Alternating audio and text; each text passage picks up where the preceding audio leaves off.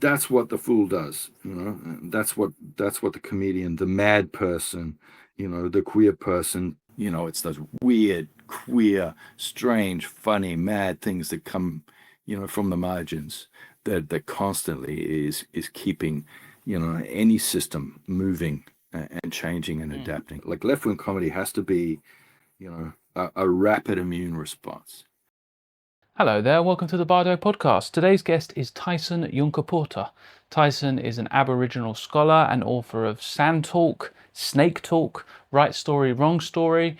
I think his book's truly excellent and is one of the most original thinkers I've come across. Tyson's work draws on Indigenous knowledge systems to offer a radically different way of thinking about story, power, ecology, relationships, and our place in the living world. It's certainly changed the way I think, and I was very excited to have this conversation. We talk about comedy, stories, Indigenous knowledge, hierarchy, love magic, high context thinking, Buddhism, serpent law, and why Tyson thinks that the Fall might be one of the most important figures to keeping our culture alive. It was a real privilege to speak to him, and I hope you enjoy this one.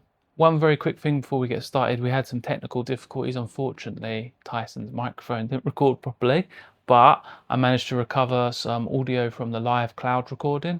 So it may glitch a little bit here and there.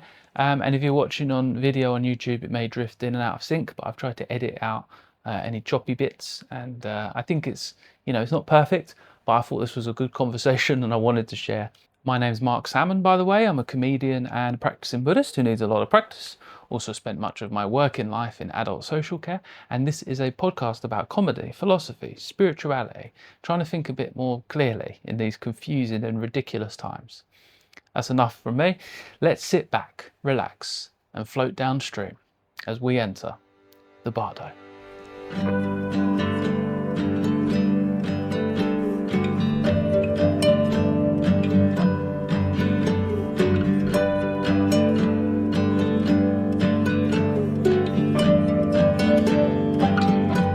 I wonder if we could begin by orientating ourselves maybe in place, time and place right now. And I was struck by your use of, because I've just read Snake Talk and I've also read Sand Talk as well, which is very illuminating. And I was struck by your use of pronouns in terms of I in relation and us to. And the yarn as well. Yeah, that's all about time and place. Yeah, time and place and relations. It's like I am located, therefore I am. Auntie Mary Graham says over here. Yeah, and you're located in your relationships. And yeah, so I'm on Bunurong country, and it's 3,500 kilometers south of my own homelands. Family up on Cape York. At the top, right up the tippy top, so I'm about as far away from home as you can get. And you're a British comedian, so that's where you are. That's right. And I know us two, our relation in time and place, which is, in our Aboriginal language, is here usually time and place are the same word. They're interwoven together. But that's just how it is. That's how we do it. Yeah, so we're entangled, we're entangled in a relationship that's just starting now, and that goes out to, all my other relationships, and because you're a comedian, there's that humor that we have here, Aboriginal humor, which probably wouldn't translate to you. Right, okay. Yeah, although we do have one thing in common, we like laughing at people's hubris, particularly when it's unearned. Yes. So someone we'd say, you think you're deadly, but you're not. Deadly being a term that we borrowed from the Irish. Anyway, yeah, so I'd be putting myself in a sort of a time, place, and relationship of, more than 12 years ago, about that long ago, I was in a 20-year marriage with a girl from Bedfordshire. Oh, called okay. Samantha. Yeah. And so I had 20 years experience with British comedy. I got a really full immersion, and so while I was still living in my country, up in Cape York before I moved down here for work for a few years and for love, because yeah, they call it repartnering, I think. It just sounds so transactional. It's terrible Yeah. way to describe it. But yeah, but 20-year marriage with a very, very funny woman from your island, and yeah, and she's right into comedy. So I had a couple of decades really full immersion. I am fluent. I'm fluent in your discipline as an appreciator of your art form. From your Yeah. reading your time, and in your place, because your time's not just you. There's a genealogy, There's a genealogy of all the people who came before you, and and gave you that bone and your discipline, your ancestors, coming through from ways of talking, make life worth living, So I guess we connect. We can connect that way. Through the funny. Yeah. Yeah. I know you're interested in serious topics and stuff but and we'll get into those. But I'll be in a keynote, like a proper serious, scientific conference. I'm doing a keynote there, and I'll yeah, if I'm not getting a laugh in minutes, then I figure I'm not doing my job. So you gotta push the boundaries and somehow bring them with you without violating their boundaries. But somehow you gotta bring them with you in a consensual way. Consensual being like you're feeling together, yeah, and then you build a like us two, and then a sense of us only with the audience, like it's exclusive. Hey, it's just us here. We're the ones who know these things. Other people don't. That's that other pronoun, us only, and then you got us all. All of us together, and that's you got to make the world like somehow, better.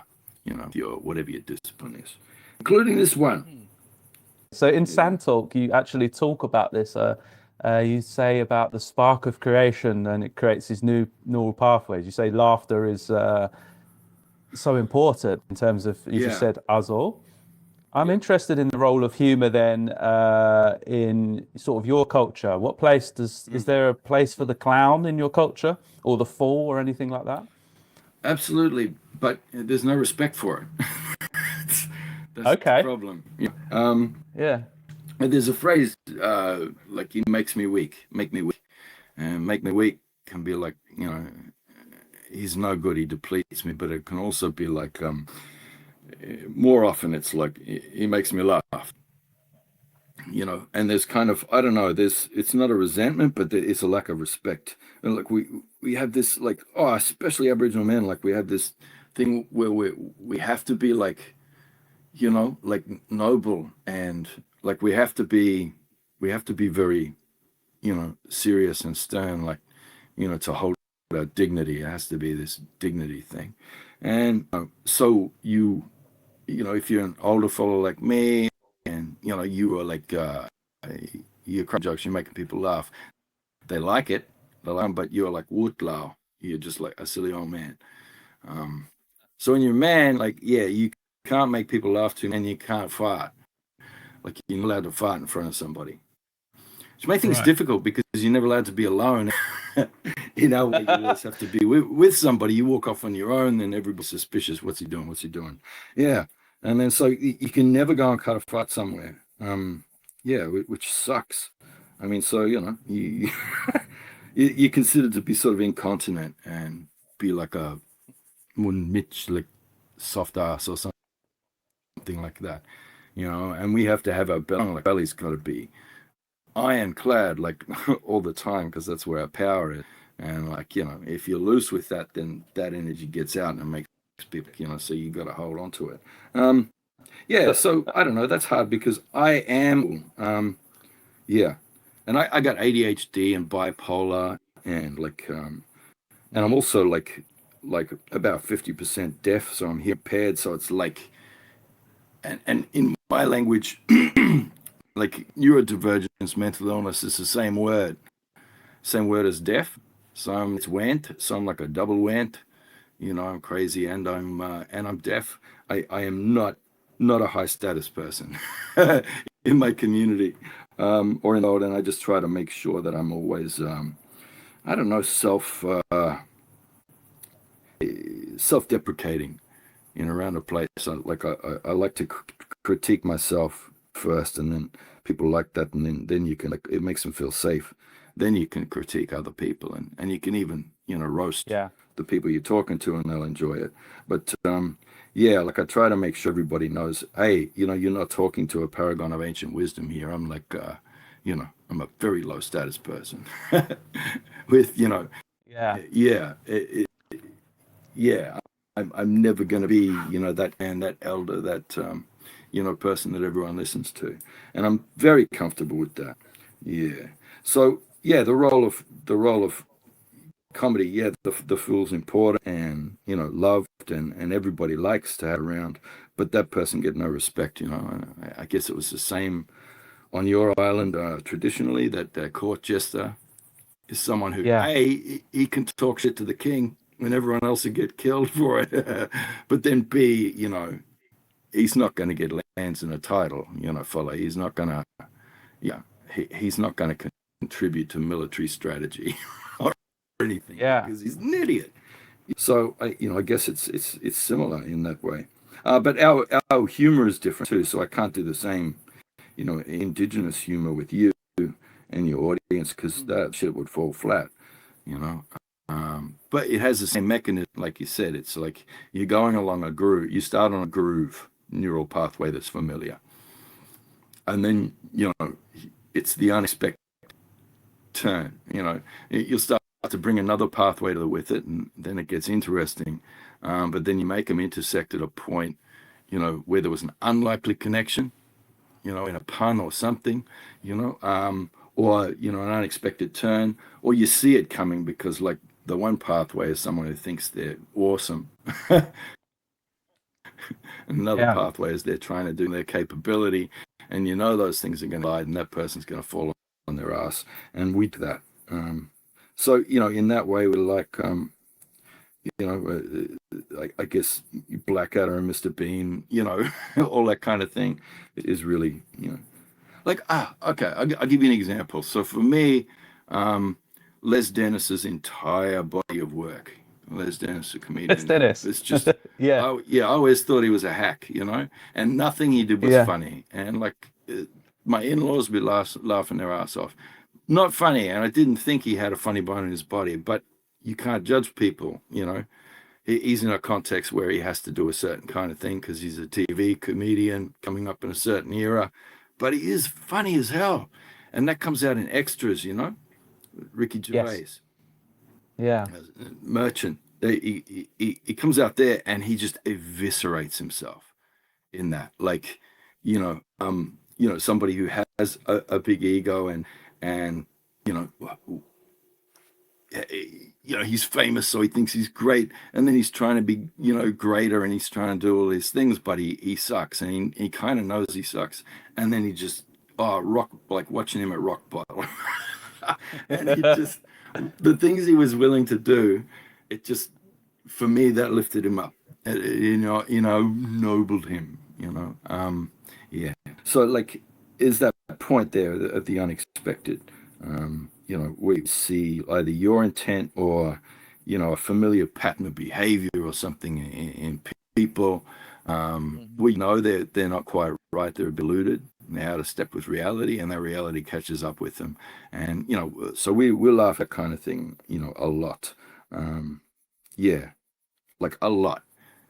Like a lot of our funny stories will tell us, that time someone fell over when they were walking along, in front of everybody, being really proud, and then they tripped up. It's like hours of mirth, and then tell it again, and laugh again. It's repetitive. It doesn't really translate into marketable comedy. So yeah. But it feels universal. That kind of, like, it's almost a social corrective, isn't it? Like saying, you're too big for your boots, so we're going to take you down. So important because our like whole law is around this one central principle of no boss. And we'll say that like in Creoles we'll say like no boss nobody boss me, no boss. No one can tell anyone to do anything.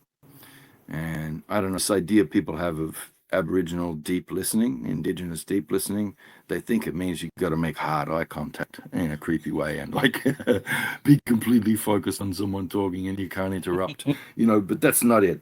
That's not it. You have no obligation to listen to anybody. And you can either nod politely while you think about something else and they can't force you to listen, or you can just walk away. Or you can tell them shut up. You can do what you want, but you're also in a relationship, so that's what corrects that. But the whole idea of nobody boss, that means like you got to take down those tall poppies.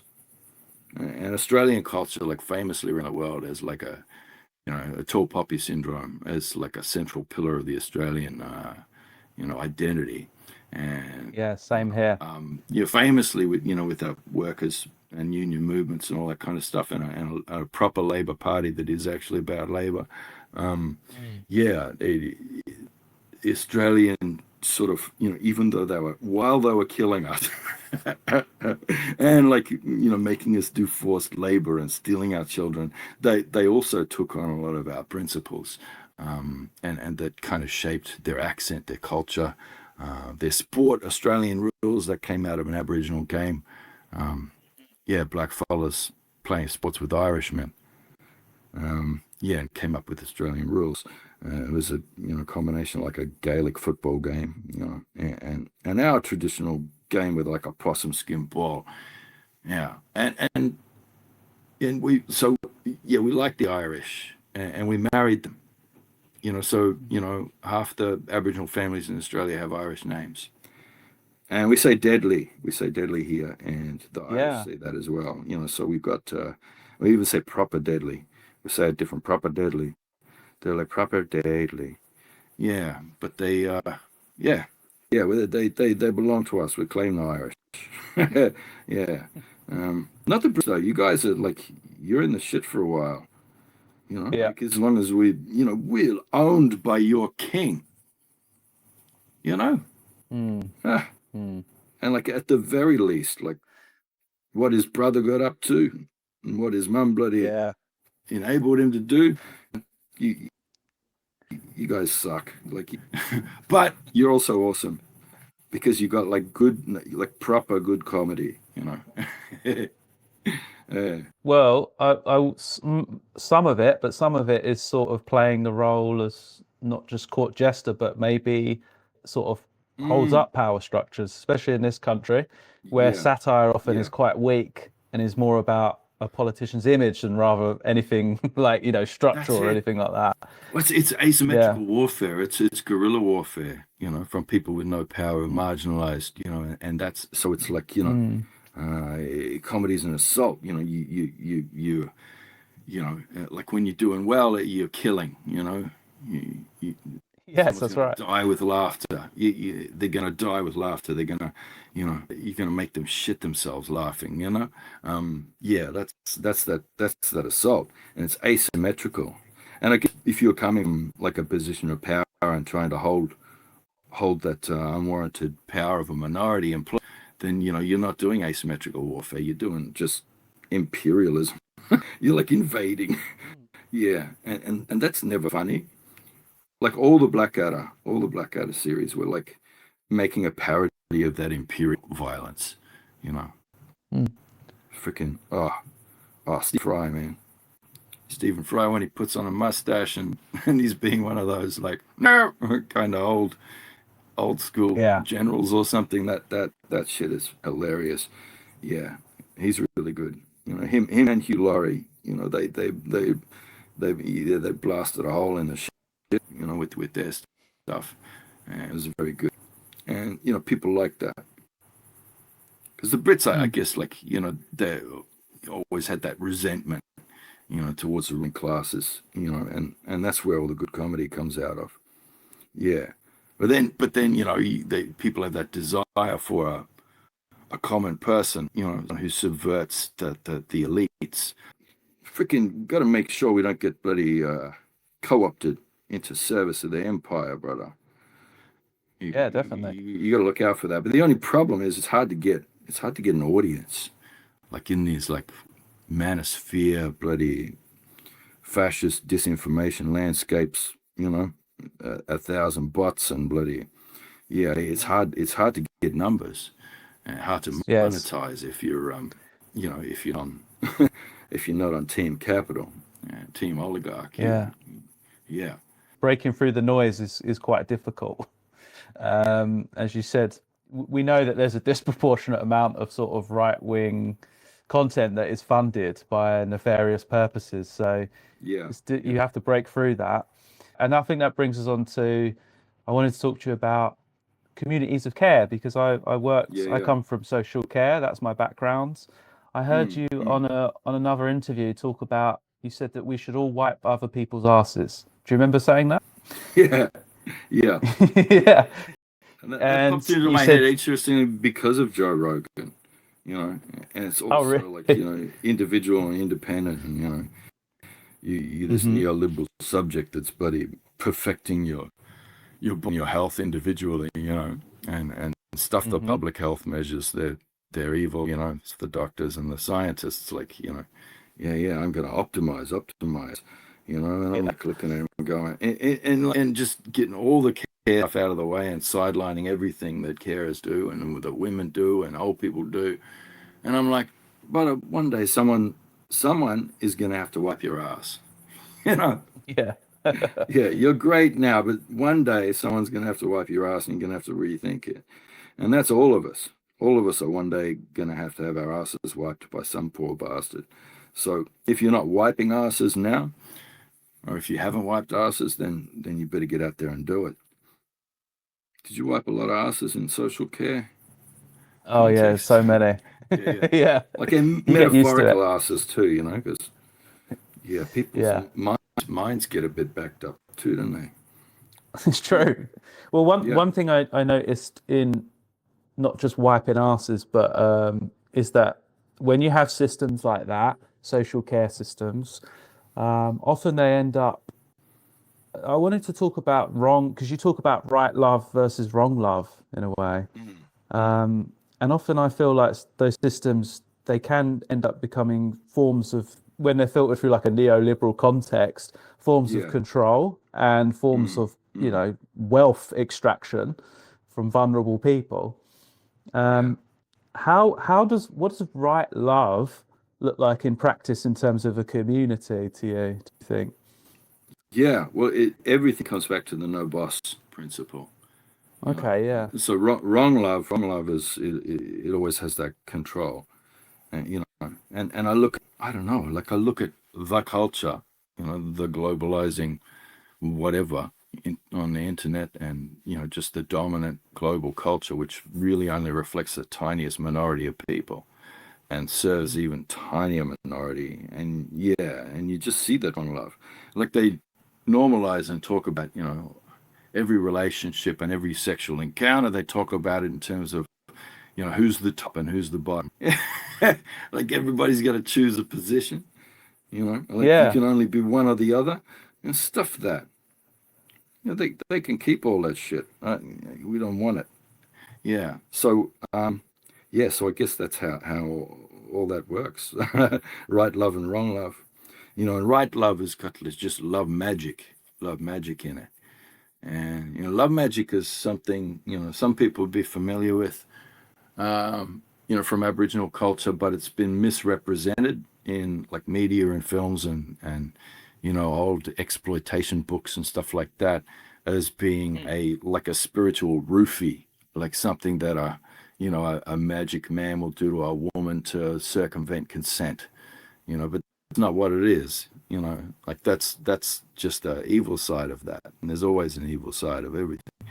But love magic is it's more of an embodied sexuality, where you're in a field of relationships, encompassing your in-laws and your sweetheart who you look after and then and then the rest of your family, and then everybody all around. But then all those totems and totemic relations interacting, and you're embodied out in the landscape, and there's triggers and signals in every season. Something's mating all the time, and they're giving off signals through the landscape. And if you're another species, it might not be your mating season, but you'll be doing something that uses a lot of energy that's kind of ceremonial. So like bowerbirds, like famously the man builds a bower, which I think that's named after a British, like a springtime festival ritual where dudes would like build a bower so that when the dancing's finished you go off and shag in the bower, and so they named him for that. So that's in that season. But no, in the seasons where quolls are mating and other things are mating, the ants just recently this week grew their wings and went around and shagged all over the place. Beautiful big ceremony and everything coming out to join in with the song, all the other insects, the birds, everything singing. And so you'll see, those bowerbirds, they're not doing their mating stuff for themselves then, but they're joining in with the big sexy dance.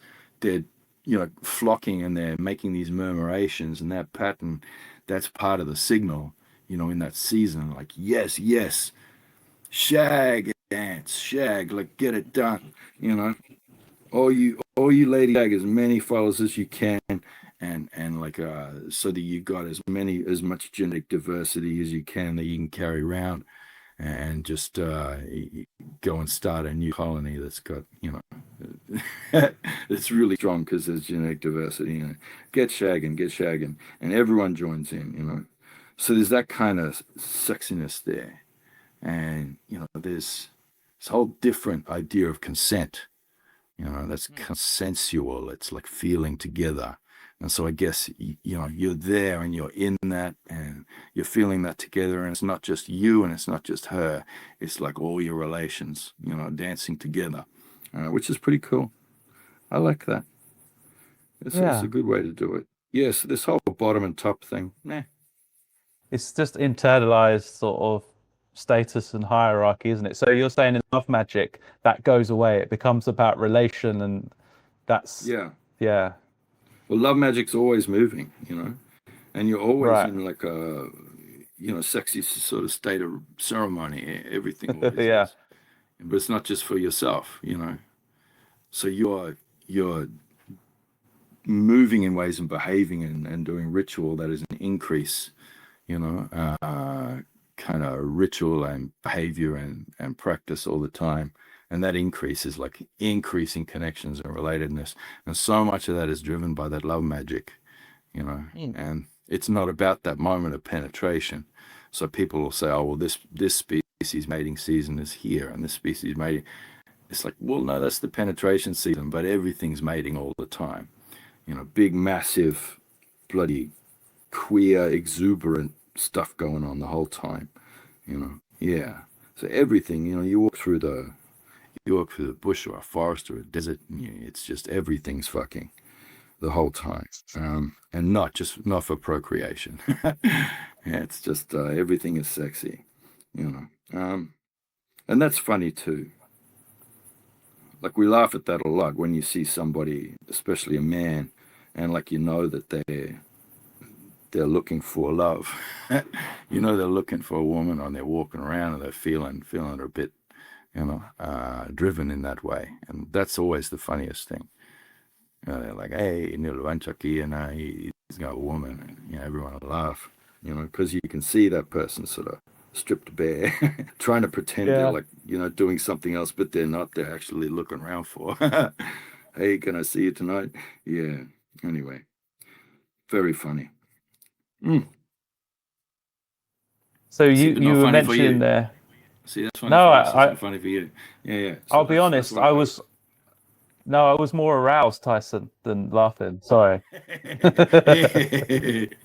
But yeah, it's hard to do both when you're at a certain age. There's only so much. It's hard to do both. Hello there, sorry to interrupt, but if you are enjoying the Bardo podcast and you want to keep it going, the best way to do that is to support us financially at patreon.com/the Bardo podcast.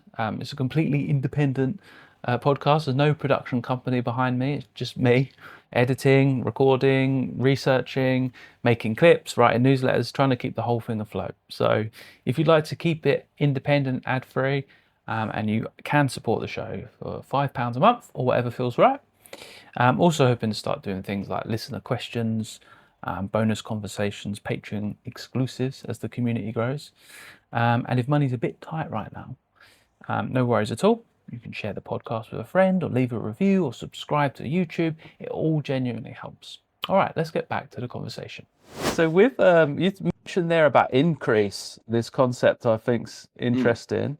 I think it was in Sand Talk. You're talking about high context and low context cultures. Yeah. I wonder if we could unpack that idea a little bit. Yeah.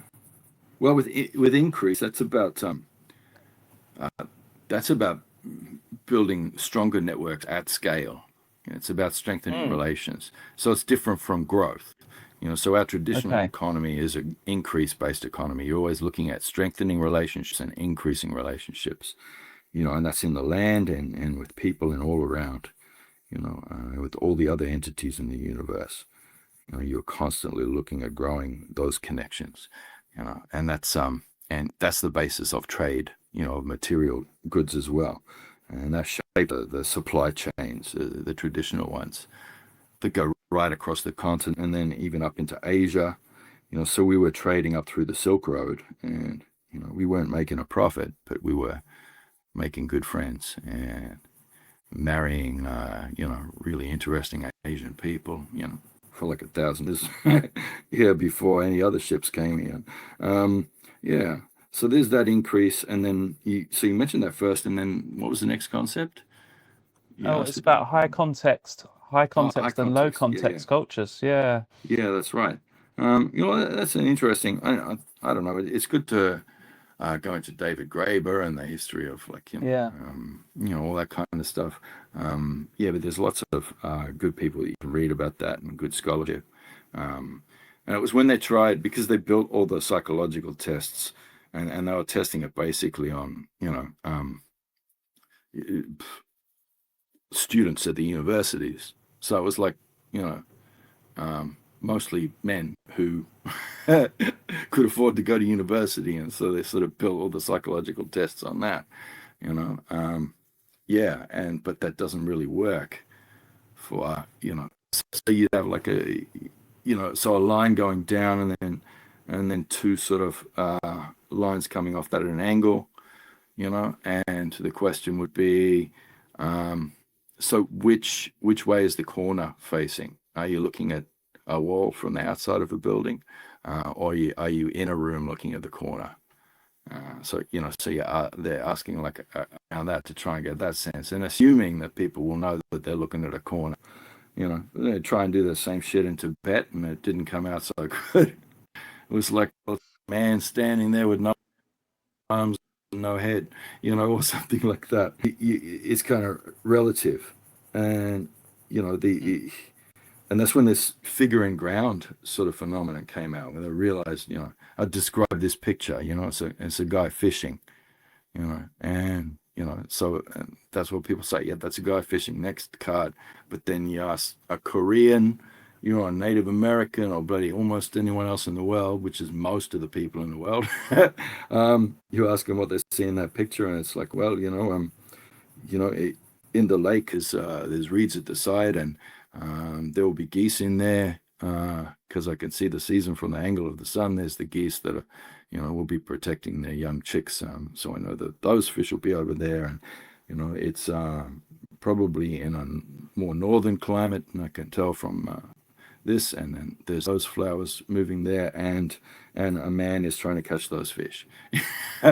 So this idea of figure and ground, it's sort of flipped for people who aren't completely immersed in an industrialized, domesticated kind of, people who haven't been had their perception, shifted in order to provide labor for capital, without too much thought. People who can be relied upon to be manipulated to vote against their own best interests. What, you know, you know, a program for adequate nutrition for my children? Absolutely not. You know, and you know, it'd be like, yeah, you know, I want those bloody elites, bloody, you know, making bad decisions about feeding our kids. Stuff them, they can starve. I starved when I grew up and didn't do me no harm, you know, and it just goes like that. Yeah. So I don't know. So you got this high context culture where you see all the relational information and all the context and the time and the place, and then you see the actors, you know, that you know would be valued, you know, by the kind of global economic system, you know. And that's not just it's not like different kind of indigenous brain. It's like there's a human way of thinking that is relational and contextual, and it's embodied. Your thinking, your sexuality, everything is embodied, you know, in landscapes of society and ecology, you know, and it's you're following those signals, you know. And then there's, you know, people who've got, I don't know, they get their commons, their common lands and their common wealth, you know, locally, rurally, you know, stripped away from them, and then they have to become refugees moving into the city, and then, you know, sending their kids to workhouses and bloody, you know, working in mines, working in factories, bloody, you know, picking pockets on the street just to get enough to eat, and you get that, and then another steal a loaf of bread, and someone chucks them on a ship and sends them here, and then they're slaves for a decade, and then they get freed and they get a bit of free land,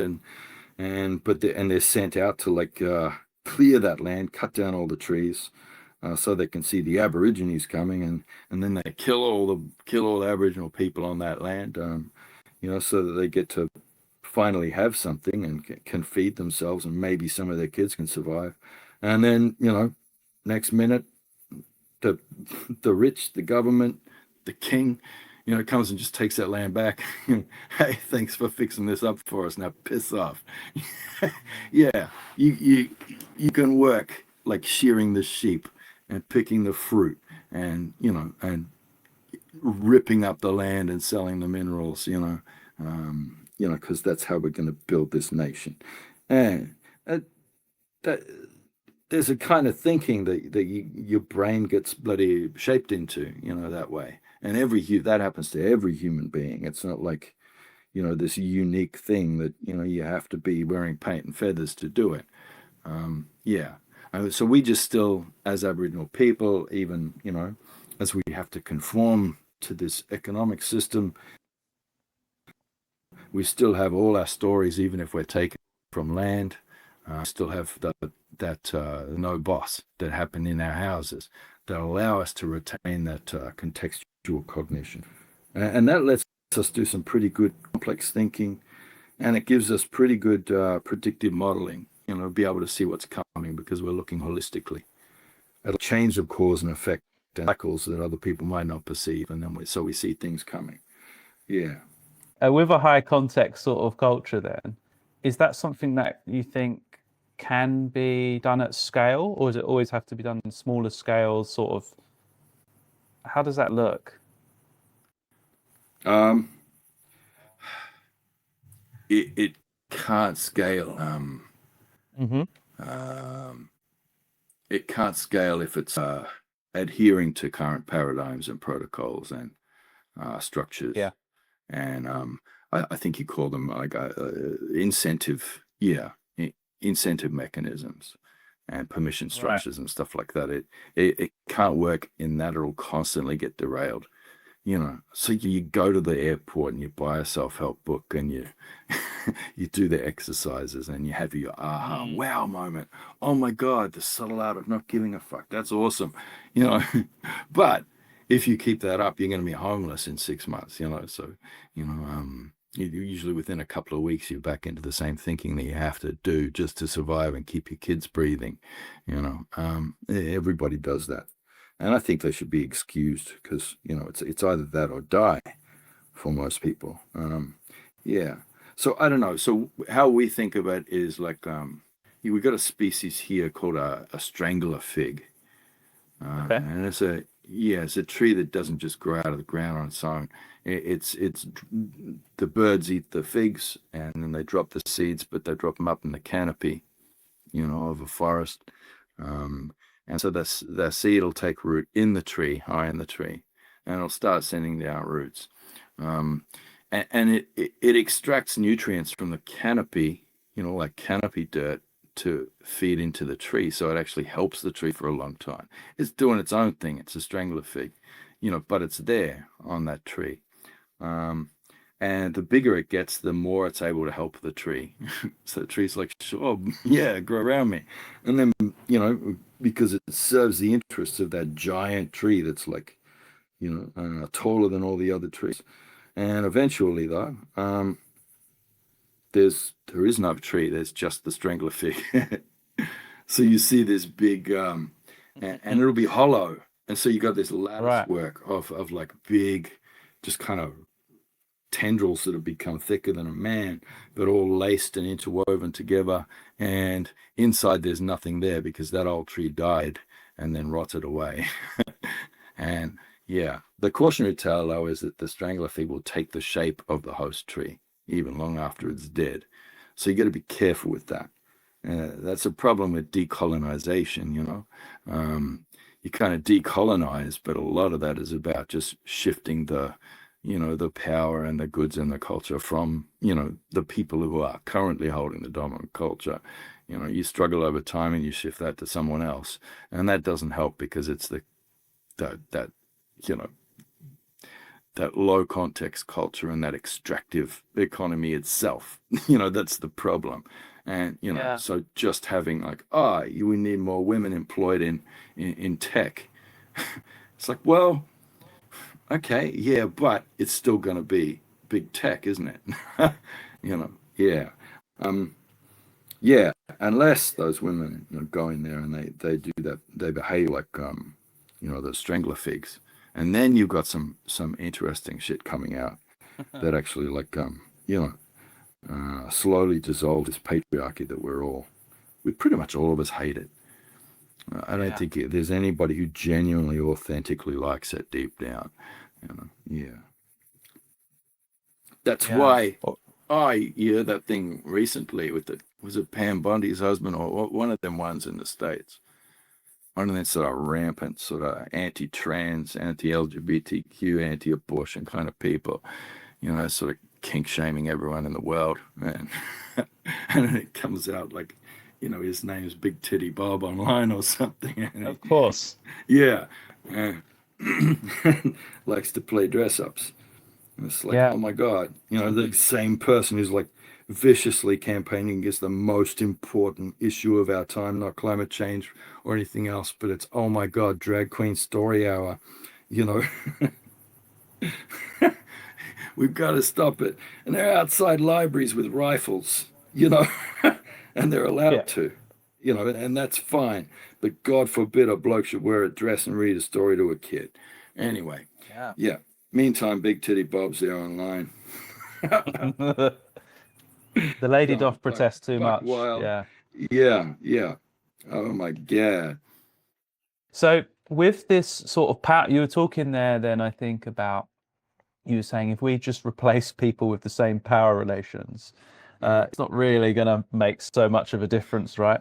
So one of Exactly. those and one of the power relations I think you talk about is the emu and the I am greater Yeah. than deception.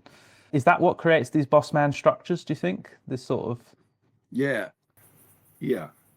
So yeah, if you're in a relationship and you want to make it an equal relationship, then you can systematically abuse the other person who's the top, until you become the top and then you feel like you've achieved justice.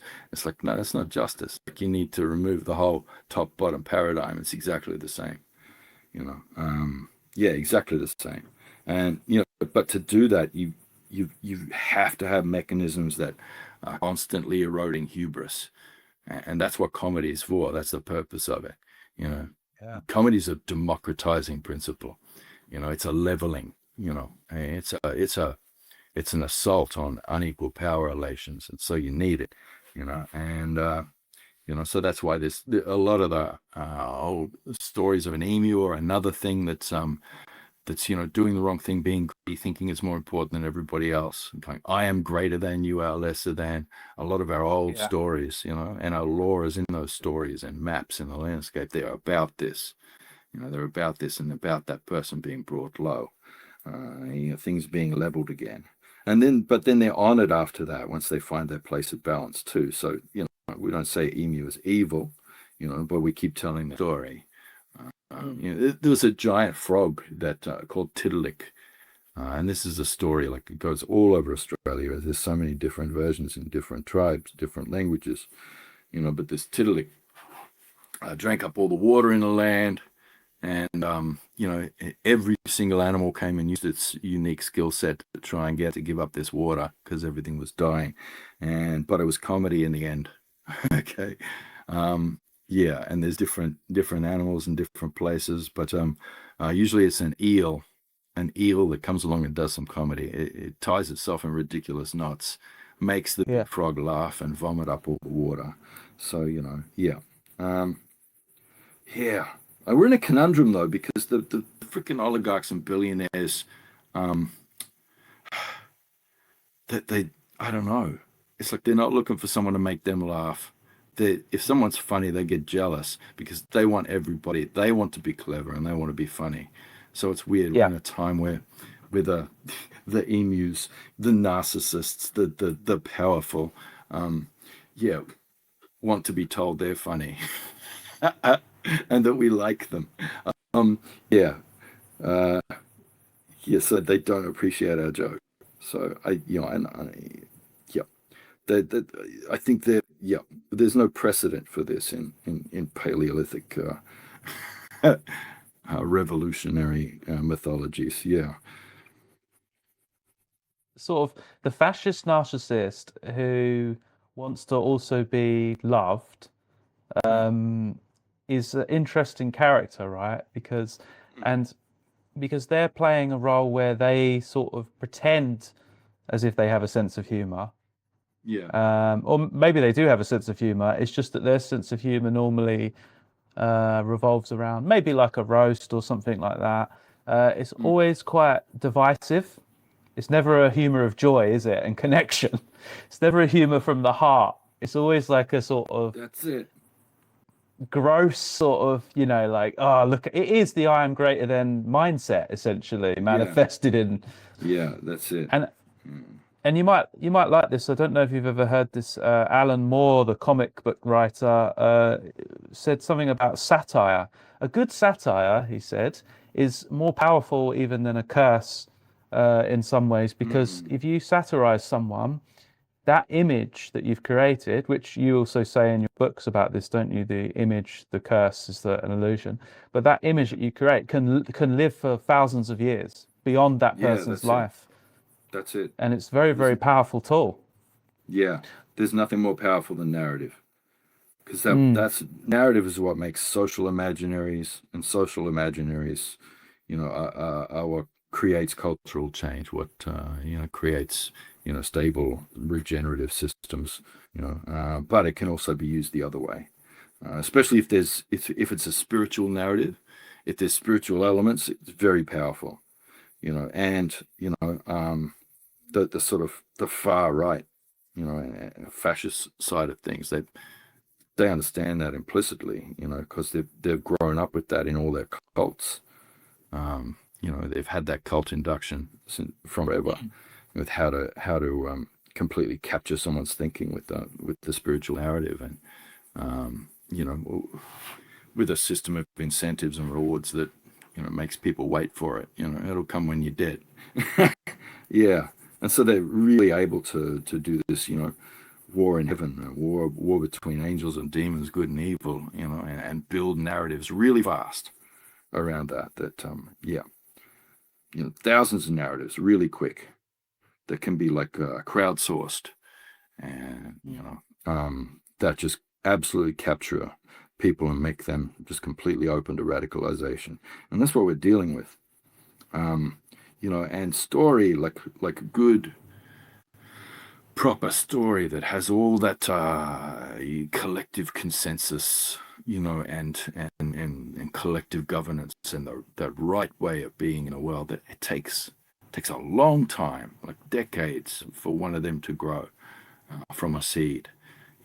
So how do you fight that rapid boom boom boom boom boom boom disinformation narratives, with good law and good wisdom? Like you can't, because it doesn't move fast enough. But the fool moves fast. A fool that's grounded in that law and that collective wisdom, and is drawing down from that ancestral and collective consensus, from 1,000 points and data sets at once, and then is able to convert that into something funny in seconds. You know what I mean? And that's that other point from before, with that neural connection that happens, that it gives you so much pleasure that it makes you laugh. And that's why comedy is a good way to give up drinking, unless you're that scared. Yeah. So that's what the fool does. And that's what the comedian, the mad person, the queer person, the person who's like, the 1 out of 10, in any group, it's that different seed, that where it doesn't have all the traits of the others, but there's other recessive traits that everybody has that comes to the fore, and that's what makes evolution keep going, and makes those mutations and the adaptations. It's those weird, queer, strange, funny, mad things that come from the margins, that constantly is keeping any system moving and changing and adapting as things change over time. That's what I think that's comedy. Like left-wing comedy has to be a rapid immune response. It has to be those real adaptive antigens. So not that innate immunity, but that adaptive immunity, that adaptive immune response, that can move just as fast as the mutating virus of Joe Rogan can. You gotta move in real time, and if a joke's good, people repeat it. Yeah. And you might have a small audience, and nobody will remember your name and who said it, but it'll go. A million left-wing hacks will steal your joke, and that's fine. Please steal my jokes. Yeah. So do you have time for a couple more questions? No problems if not, but I do. So, sorry if I'm Okay. like overdoing it on the comedy thing. I know you want to talk no, about I've but I just not at feel all. I like thought that was we have to beautiful. make the relationship so it's like dialogical, and so we got to connect and somehow marry these two, ways of thinking together, and these two different time, place, contexts together. It's got to be a dance, so we stay entangled too, and then we affect Yeah. each other. Yeah. Well, I appreciate it, and I really like the way you put that. Hello there, quick break to let you know that I run a small online meditation group on the 2nd and 4th Sundays of every month. No experience is needed, everyone is welcome, and it's simply a chance to sit together. It's a lovely way to start a Sunday. You can join through Patreon as a paid member, or if money's a little tight right now, you can also join as a free member. The link's in the show notes. Right, let's get back to the conversation.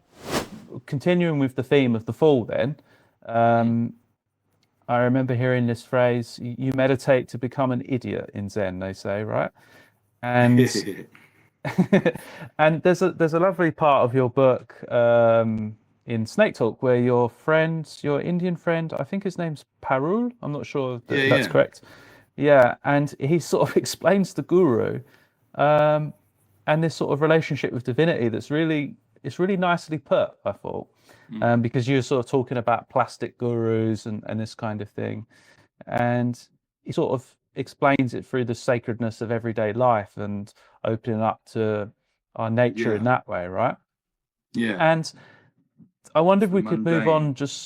on And I wonder if we could move on now quickly just to talk about serpent law to continue with story, right? Oh. So, because I'm interested in Buddhism and I have a practice, and so Nagarjuna, who is for those who don't know, was the philosopher of the middle way, of emptiness and interdependence.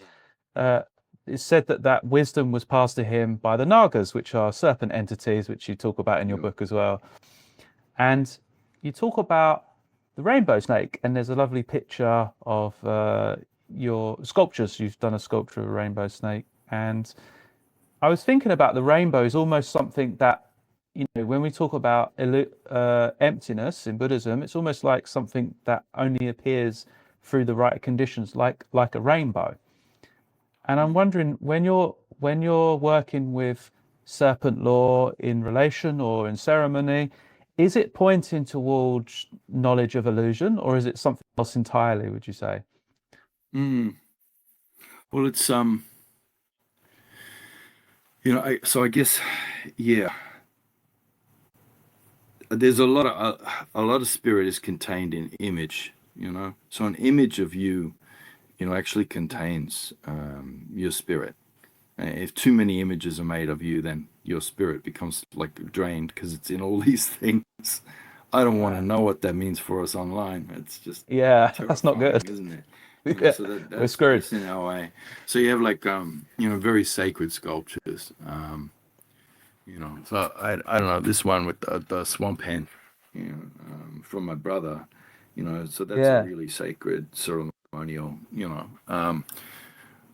thing, and there's not many of those. So that totemic spirit's really strong. But there's others that are very sought after in the art world. They go for like $1,000 each. So there's lots of them because we need to make them and sell them to survive. And that's the totemic power, of an entity. Yeah. So I don't know. So some of these are the ones that are still strong. Like children can't even come near them. Like you've got to do things to protect them if they come near it because their power is so strong. But other ones, if there's many of them out in the world, then they're weaker and kids can approach them where they wouldn't have been able to like 50 years ago. Yeah. So that image is image is important. And so that's your name as well. That carries your spirit, et cetera, et cetera. Hang on. And ground. I just had to explain that concept of image and spirit first. Yeah. Well, okay. So a curse in our way is where you want to like separate epistemology from ontology. So separate the thinking and the power of thinking from the reality. But have the thinking part have undue influence over the reality. Because it's supposed to be like, almost a complete overlap. Your thinking is supposed to be grounded in the reality because it's part of the reality and part of the field. That's that high context thought. It's not just noticing the whole field or the context. It's being in it and of it. And your neurology is in the field. That's the high context stuff. But, so a curse like black magic, it separates those things out. And it can manufacture something over here out of the imagination, and use that to create an image of something that isn't, but then use that image and power it up in the real world with real world energy, so like a flowing stream or a place where the wind's always blowing through branches. You can power that up, that image or that representation of something, and a desired state of harm coming to that, and then boom, curse. And so that's how that works. So everything you do, you make up some disinformation, you make up a story, you make an image of somebody that you alter, and it makes them seem this way, then you are cursing, in the world. And so and I don't know. So there's that evil side of it, or you can leave it to the proper creation thing that operates in the same way. So there's a layer of reality that's not in creation, but it's like a deep dark, so it's a void that's filled with potentialities, so every creation entity, God, deity, species, event, pattern of behavior, law, everything exists a potentiality. Everything that it was or could have been or is or is becoming or could be or will be, that's all in that deep dark. And it doesn't exist in any real form, but it's there. And there's only one entity that can exist across the domains of creation and potentiality, that deep dark, and that's the serpent. And that's not just in our culture, that's in most. He moves between worlds and he brings things across. And when he takes things out but keeps them in story, then he can go up to that next layer, like to the skies, to the stars, and plant there for story for us to all see. So it's that the serpent is the one that it always like pre-exists creation. So even in Genesis, like God makes everything, and then a few days later we to a snake who's hang on, didn't you just make all a snake's ancient? Is an ancient enemy. He'd been there. He's the one before the temples and shit. Before 6,000 years ago when everything got made in that book. So, and that's the same. That serpent's the foundation of everything. And so in the Buddhism, which is, so much inflected with Hinduism, and there's interesting, degrees of fusion between the two as you move across Asia, following the Naga, and the Naginis. Yeah. Snakes can be women too. Yep, snakes can be women too. Nagas and Naginis, the Nags, whatever you want to call them, you follow that story. And that name as you go across all lines, these snaky lines, you find that same thing. Where's the snake always in iconography of your religion? It's around the base of the sculpture of the Buddha, or of the other entities. You'll find it at the base, because it is the foundation, and it's the churn in the mountain, of struggle and tension and friction, that produces these dualisms, where venom is medicine and power that, turns rivers throat blue, et cetera, et cetera. It's an answer of immortality, but it's also deadly, and that's sort of the same, it's a good way to approach medicine and understanding it. It's a good way to approach everything, anything, out of its context, and not in the right amounts or not used the way, everything's poison, and everything is medicine. So I guess that's that whole action of the serpent, as always, brought through those worlds where the potentialities come through and become entities in the real world.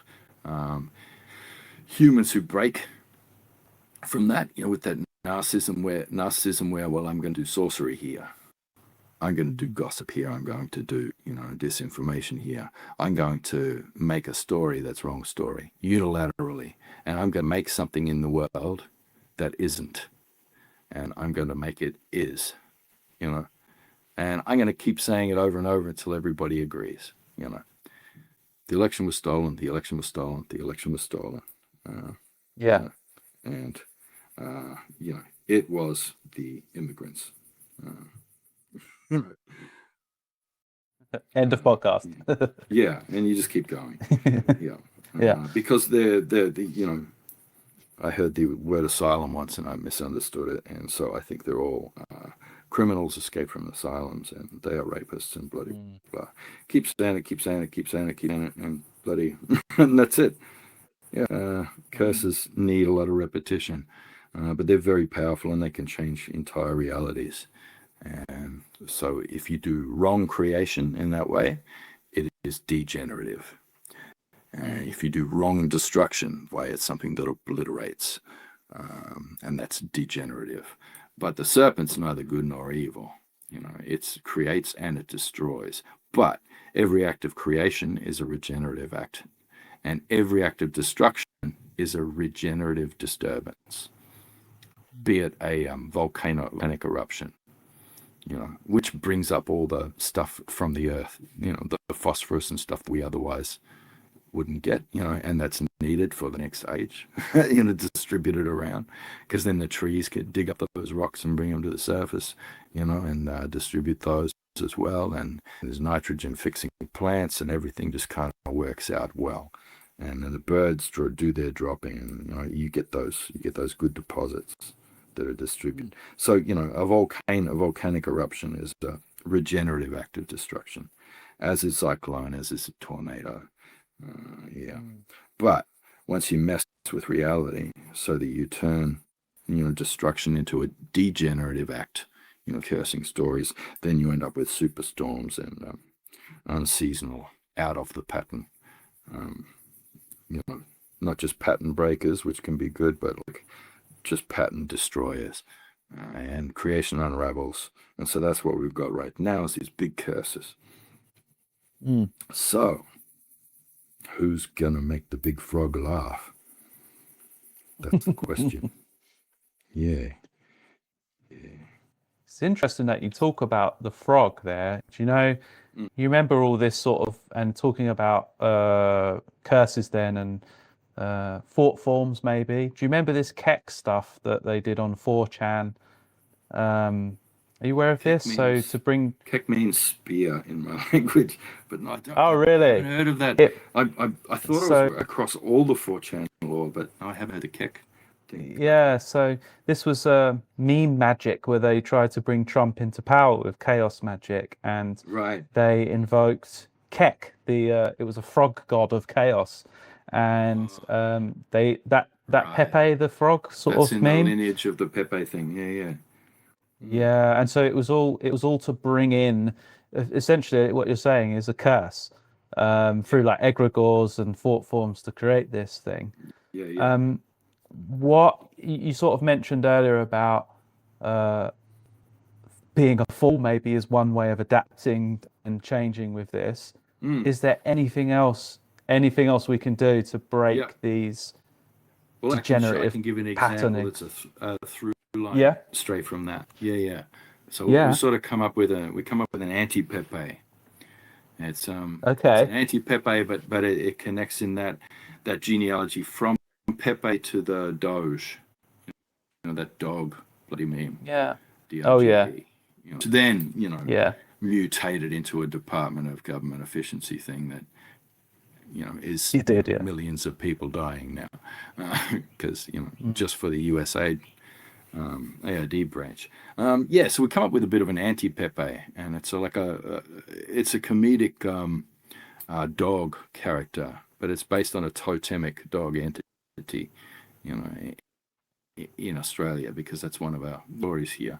So it's sort of inspired by that, and it carries a lot of Indigenous knowledge, but it's a real tricky little funny thing. Likes to rub its ass around, and it's constantly making jokes and then doing silly things, juxtaposed with moments of intense wisdom. So it's Jeff the dog. And he was in a movie. We made a full-length animated film. Sort of the main character in that. So we're making we're making this sort of anti-Pepe meme, because Jeff tells a story about, because he's always coughing, and then one day he tells the story I asked frog, and he's stuck in my throat. I said, and it looked all right, but it tasted like shit. It was Pepe the frog, so he's eating Pepe. Makes him cough. So it's a Jeff meme coin kind of thing, and we're kind of building an alternative collective relational economy out of this, and we're just putting it together now, and we're starting with a team in Uganda to build this. So tech geniuses there, because they're amazing. You want somebody who's good, who is really innovative with tech. You find someone who's got no infrastructure and is working off bloody secondhand phones that have been dumped in a landfill in Ghana. They got their shit together. So we're building this, and it's not a Doge coin, Doge coin. So Jeff is the Dogecoin, the image on there, and it's a resistance currency. So it's Dogecoin, Doge, D-O-S-H-E, and it's the Department of Social Health and Equity. And so it's about building networks of mutual aid, care, and and trading, gifting around, all that sort of thing, and getting everybody who's got some capital to to chuck that in there too, to keep recycling back through into all these projects of nature, and moving like starting with one of us in Uganda that was cancelled when Musk's Doge department completely destroyed USAID. Just one of the programs that was destroyed in Uganda, that's where people are dying right now. We got these fellas there, looking at building this currency and bringing the energy and relationships and labor and care of people and capital to help support that, to reinstate that program as a self-sustaining, mutual aid, community of care, economy of care locally, to build that, and then move on to the next one and the next one and the next one, across Africa, and then all through the south, and then we might north, and eventually get to the UK for you. For anything that, like Farage and all of those ghouls have destroyed or damaged. Eventually, we'll get to you eventually. You're saving us till last. We might, we might need to just wait a bit and see what your king does, because he owns all this here, which kind of sucks. Yeah. But, we're doing it. So anyway, so that's that. I guess that's a counter curse. We use that sort of image, and you put it back. Right. We've used the image of the dog that ate Pepe, who's constantly cracking wise, and we've used we've twisted the name, which is the spirit of that Doge. We've twisted that, so we got a counter curse in the image and in the word, and building, a relational economy that's based on Indigenous, relationship structures and protocols, and then off we go. Got to fight it at scale. Yeah. And have a laugh. I think exactly. Yeah. Do a little good along the way. Have a laugh as we go. When you're talking about this, we're in this sort of you say like phase shift, and and there's a phrase I really like where you said that we if we can become custodians of reality, which I thought was really well put, because in this kind of counter curse, you're reframing reality in a more regenerative way, and I think that's beautiful. Creation isn't a static thing, so it can't be about restoring to some idea of what we imagine creation to have been like in the past, of landscapes and all that sort of thing. It's a process. So you're restoring the process to its right balance. So it's got that proper thing that happens with the serpent and creation and everything else. So that real are being brought through that other potentialities that exist in that realm of realm. You're bringing, and all creators, including yours, sort of do that. So it's bringing about that. It's not about restoring it to an idea of how God made it before.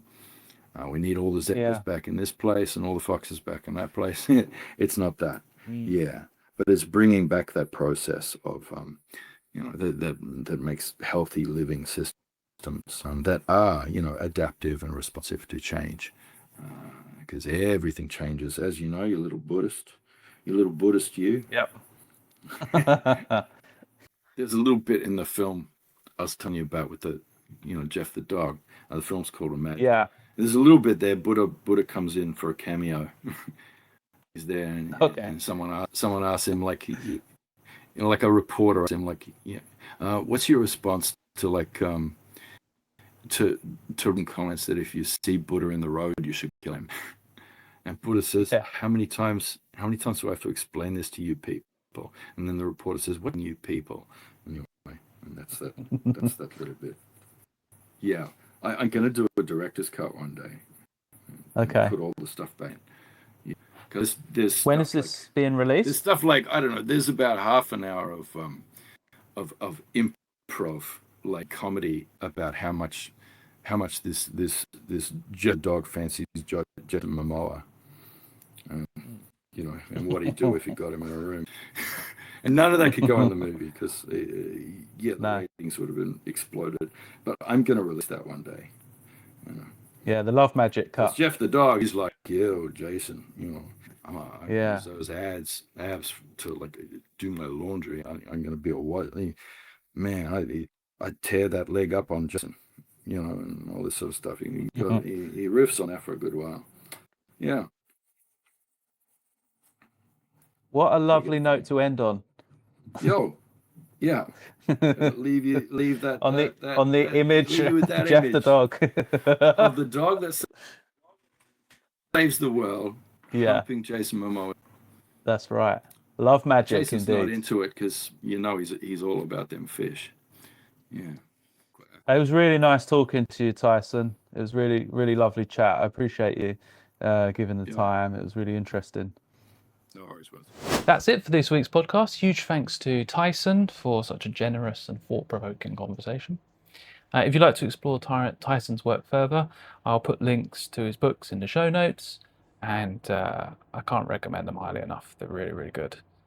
If you enjoyed this episode, I'd really appreciate it if you subscribed, left a review, shared it with someone you might enjoy. You might enjoy it. It all generally helps more people to discover the podcast. And if you'd like to support the show and help keep it independent, ad-free, you can do so at patreon.com/the Bardo podcast.